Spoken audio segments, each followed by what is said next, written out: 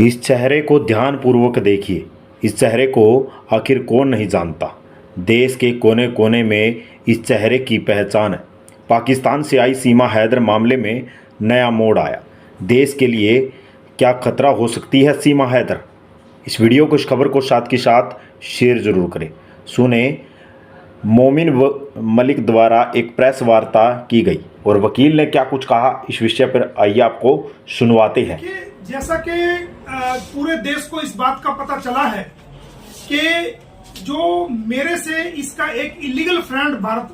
पाकिस्तान में था, जब ये पाकिस्तान छोड़ के भारत में आई सीमा हैदर, उस वक्त वहां पर एक जिस प्रकार से यहाँ सचिन को गच्चा दे करके बहकाकर फुसलाकर और उसको गुमराह करके उसके साथ ये रह रही है और सचिन भी इसके साथ अपराध करने पर तुला हुआ है, इसको भारत में घुसाया है। उसी प्रकार से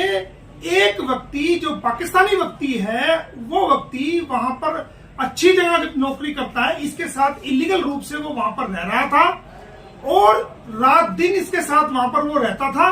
उसने मुझे इनपुट दिया कि किस प्रकार ये महीने में 15-15 दिन और 10-10 दिन आर्मी कैंप्स में, जहां पर ट्रेनिंग होती है, जो इसका चाचा वहां पर ट्रेनिंग देता है, ट्रेनर है, बड़े अधिकारी तक को वहां पर ट्रेनिंग होती है, ये 15-20 दिन वहां रह के आती थी और वहां ना बच्चों को लेके जाती थी, ना किसी अन्य जानकार व्यक्ति को लेके जाती थी। और जिस रिक्शा वाला इसको लेके जाता था और वापस लेके आता था, जब इसका वापसी का समय होता था, आज तक उस रिक्शा वाले का कोई मालूम नहीं है। ये ऑडियो मैं आपको दोबारा भी सुनवा देता हूं अगर आप सुनना चाहते हैं, या आपको मैं दे दूंगा। तो आप देखिए कि इसका क्या मतलब था। उसने मुझे बताया कि ये अगर उसका फोन खराब हो जाता था तो वो उसको फटाफट उसका सॉफ्टवेयर करके उसको दे देती थी। लैपटॉप भी इसने लिया हुआ था, ये लैपटॉप को चलाती थी और ये कई भाषाओं का अच्छा ज्ञान रखती है। भारत की खासकर लोकल भाषाओं का ज्ञान रखती है, उर्दू को समझती है, इंग्लिश ये बोलती है और ये इस प्रकार एक्सपर्ट है कि जैसे हमारे कोई बड़े बड़े नेता होते हैं, उनको भी बोलने में कई बार जो है वो स्टॉप करना पड़ता है या वो उसमें थोड़ी देर के लिए रुकना पड़ता है। लेकिन आप इसको देखेंगे ये किस प्रकार ट्रेंड है कि ये लगातार जो है वो बोलती है, हर चीज का इसके ऊपर जवाब है और किस प्रकार ये ट्रेंड है। तो आज हमने गृह मंत्रालय के सचिव को, मुख्य सचिव जी को हमने लिखा है कि जो पाकिस्तानी अवैध घुसपैठी सीमा हैदर है, जो वाइफ ऑफ गुलाम हैदर है, वो भारतीय आंतरिक सुरक्षा के लिए, इंटरनल सिक्योरिटी के लिए, हमारी भारतीय इंटरनल सिक्योरिटी के लिए आज बहुत बड़ा खतरा है और आने वाले समय में ये बहुत बड़ा खतरा बन जाएगी, क्योंकि इसने सोशल मीडिया के माध्यम से और यूट्यूब के माध्यम से, इंस्टाग्राम के माध्यम से, फेसबुक के माध्यम से और दूसरे जो टेलीग्राम के माध्यम से और दूसरे माध्यमों से 14 लाख लोगों से, भारतीयों से संपर्क किया है। उनमें से कुछ, जो 14 लाख लोगों में से ये भी हो सकता है कि कुछ हमारे जो भारत के लोग हैं वो गृह मंत्रालय में काम करते हों, ये भी हो सकता है कि उनमें से कुछ डिफेंस मंत्रालय में काम करते हों, ये भी हो सकता है कि उनमें से कुछ फॉरेन मिनिस्ट्री में या फॉरेन डिपार्टमेंट में काम करते हों, और ये भी हो सकता है कि उनमें से, उनके परिवार में से, या वो खुद नेवी में भी हो, आर्मी में भी हो और वायुसेना में भी हो और दूसरे अहम डिपार्टमेंट में वो लोग कार्य करते हो। तो इसका कार्य लोगों से संपर्क बनाना है। ये जहां बैठे, जैसे बैठे, जो कागज चाहे वो मंगा सकती है, ये FIR भी निकाल सकती है, ये कोर्ट के डॉक्यूमेंट भी मंगा सकती है। इसको देखकर हमें लगता है कि ये एक बहुत बड़ी साजिश का हिस्सा हो सकती है और इसको, ये बहुत बड़ी ट्रेंड है। इसको खुले रूप में भारत में छोड़ा जाना भारत की आंतरिक सुरक्षा के लिए खतरा है और इसको हमने आज जो मांग की है गृह मंत्रालय से, वो ये मांग की है कि इसको तुरंत प्रभाव से डिटेंशन सेंटर के अंदर रखा जाए, क्योंकि जमानत जब हुई है, जमानत में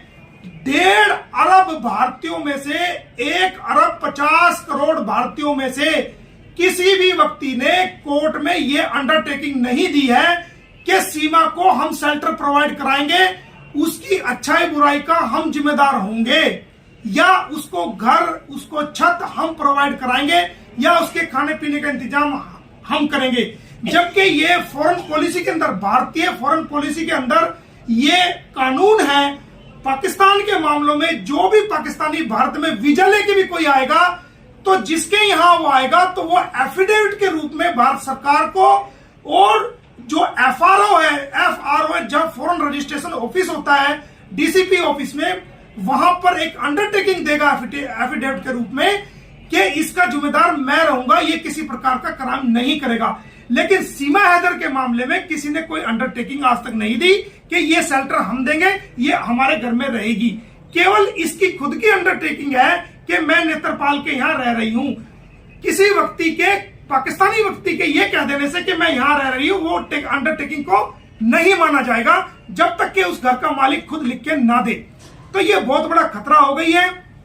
लोगों से संपर्क करना इसके बाएं हाथ का खेल है। रोज ये लाइव आकर के भारतीय लोगों पर तरह तरह के ब्लेम लगा रही है, ये भारतीय लोगों को गाली बक रही है, और देश की एकता और सुरक्षा के लिए भी ये इस प्रकार के बयान जारी कर रही है जिससे देश के अंदर जो है वो फसाद पैदा हो जाए। इसके अलावा जो हमने जो मांग की है, एक तो हमने मांग की है कि इसको डिटेंशन सेंटर में इसको रखा जाए, इसको खुला ना छोड़ा जाए। दूसरा हमने मांग की है कि इसकी डॉक्टर एपी सिंह की क्या भूमिका इसको भारत में लाने के लिए रही है। मेल द्वारा, और डॉक्टर साहब भी भेज रहे हैं, मेल द्वारा चीफ सेक्रेटरी को लिख दिया है, और जो इंटेलिजेंस ब्यूरो के जो चीफ है उनको भी हमने इस बारे में लिख दिया है। जो है इस बात को सलाह लेके गई हो फोन द्वारा या मुलाकात के द्वारा, और एपी सिंह ने उसको ये कहा हो कि आप अगर अकेली भारत में रहेंगी तो आपकी सुरक्षा आपको भारत में नहीं रहने देगी, तो आप जाइए और आप अपने बच्चों को लेके आइए। तो उसी कानूनी सलाह को जो दी गई थी को मानते हुए ये दोबारा जो है वो 10/5/2023 को सेकंड टाइम में दुबई के रास्ते लिखा ना वो लेटर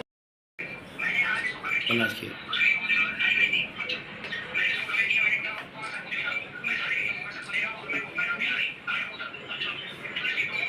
है, ये सुन लीजिए, कर लेंगे।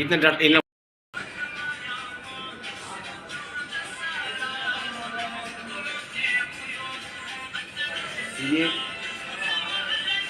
आप देख सकते हो, कोई दिक्कत नहीं है। इसको पूर्ण रूप से रेकी करके गई है, और पूर्ण रूप से ये सारी ट्रेनिंग लेकर के एक एक चीज को अभ्यास करके जो है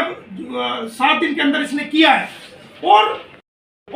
देखेंगे कि इसको कोई परेशानी नहीं हुई, क्योंकि ये पहले रेकी करके जा चुकी थी। ये डायरेक्ट वैन से, ये कहती है काठमांडू से पोखरा तक ये वैन का इस्तेमाल करती है, ये एफआईआर के अंदर लिखा हुआ है। और पोखरा से दिल्ली के लिए ये डायरेक्ट बस पकड़ती है, और 13/5/2023 को सीमाओं में इसने एंट्री की है,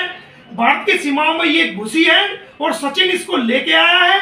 और इसने पूरी रेकी की है कि किस प्रकार जो है बॉर्डर को फांदा जाएगा, किस प्रकार बॉर्डर को क्रॉस किया जाएगा, कहां से जो है दिल्ली की पोखरा, काठमांडू से कहां से दिल्ली